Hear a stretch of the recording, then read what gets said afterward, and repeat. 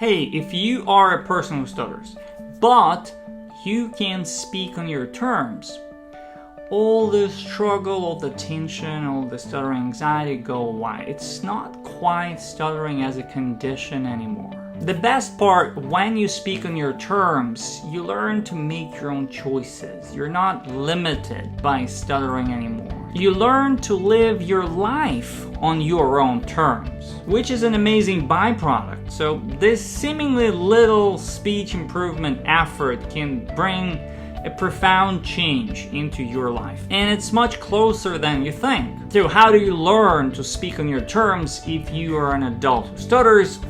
Let's find out.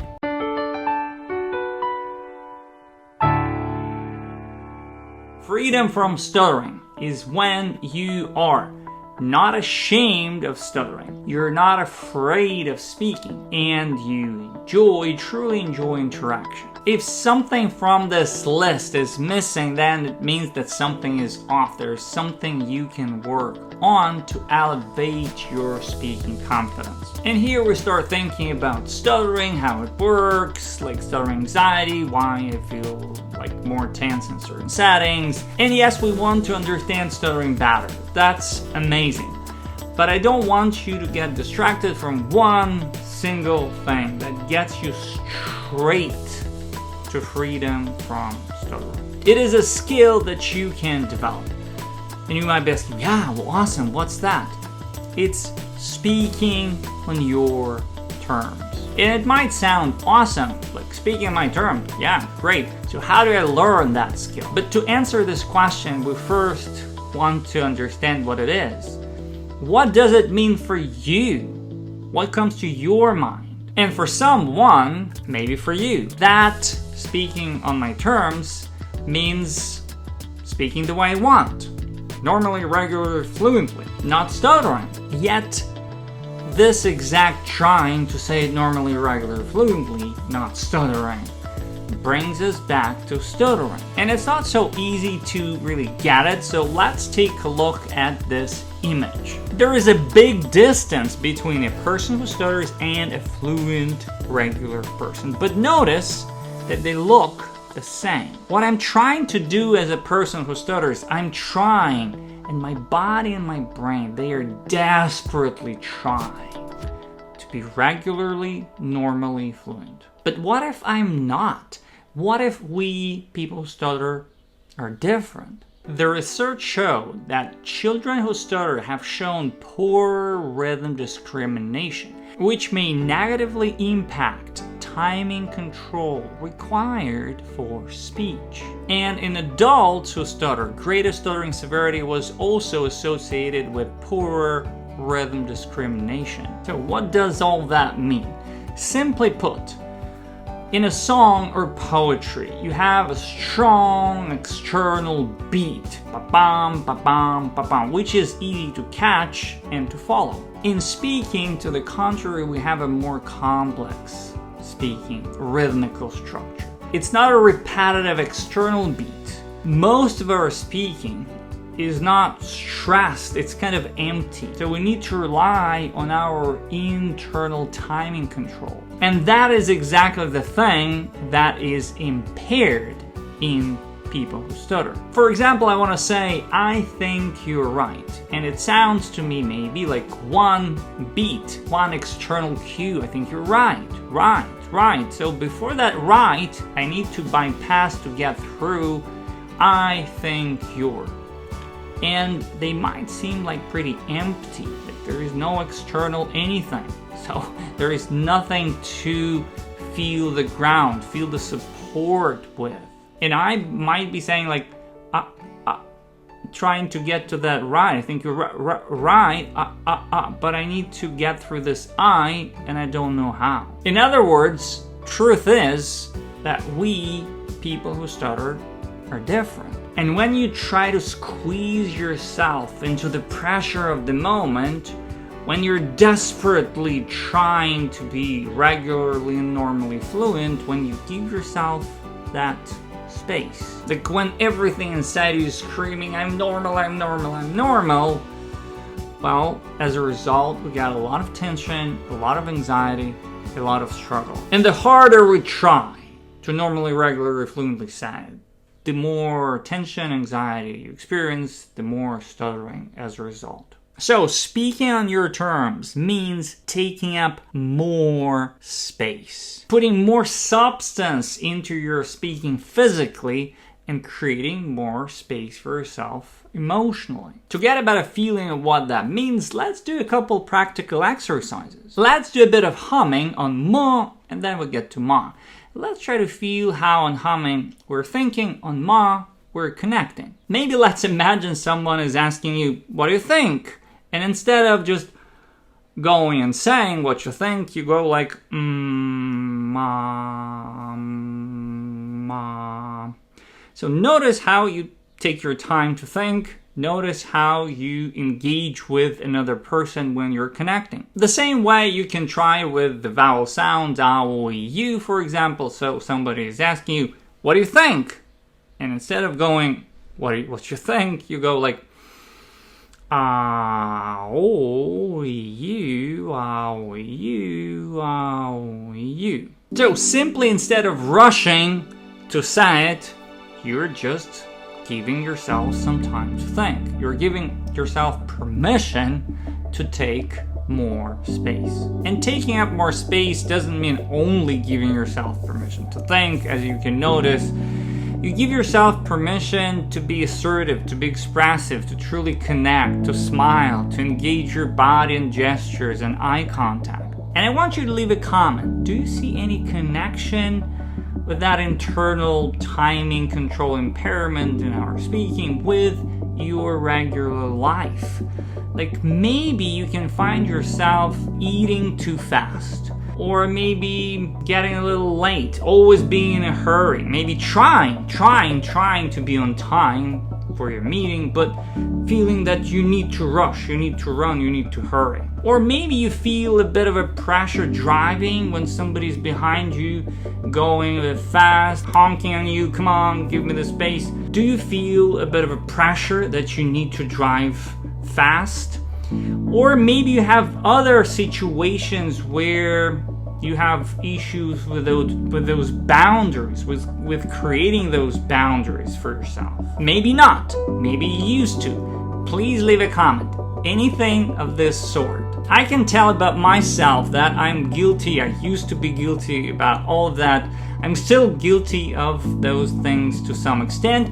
So I really would love to know about you. Maybe this, maybe something similar. Do you see any link? When it comes to speaking, taking up more space, creating space for yourself, speaking on your terms, also typically means using some stuttering techniques, some stuttering strategies, what I call the training speech. And I've done a little research for you and put together 17 major stuttering techniques, including the hand stuttering technique that I personally use and that we use with my students. So one of the things that the hand technique, for example, does, well, it creates those external cues that we are missing in our speaking. Instead of desperately trying to rely on those internal timing controls that are impaired, we help our brain and body by giving that external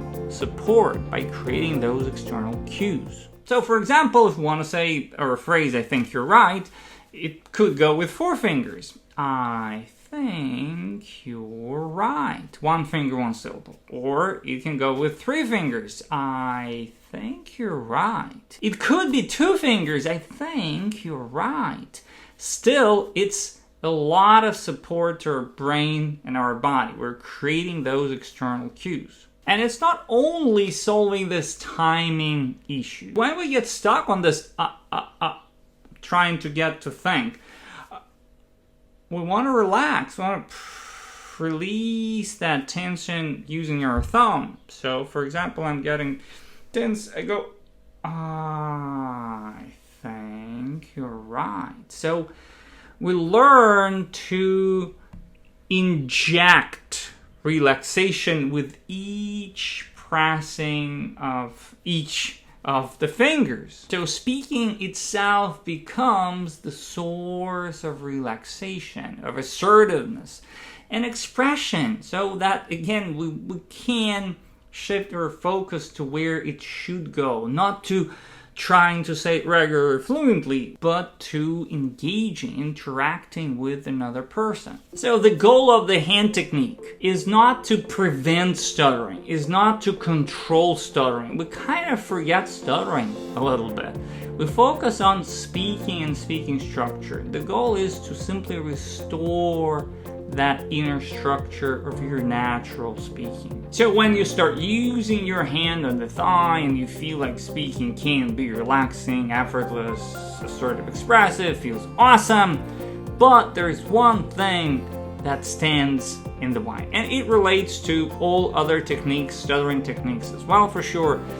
It applies to creating more space to yourself as such, to speaking on your terms as such. There's one thing that doesn't let us actually create space for ourselves and speak on our terms. That one thing that accounts to maybe 90% of stuttering itself. And that is shame and conformity. In the famous Solomon Asch experiment, the students had to choose the right answer. It was about the length of different lines, so it was absolutely easy. Nearly 100% of participants were giving the right answer. It was so easy, literally like black and white. But when the participants had other students in that room who were giving the wrong answer, one after one, after one,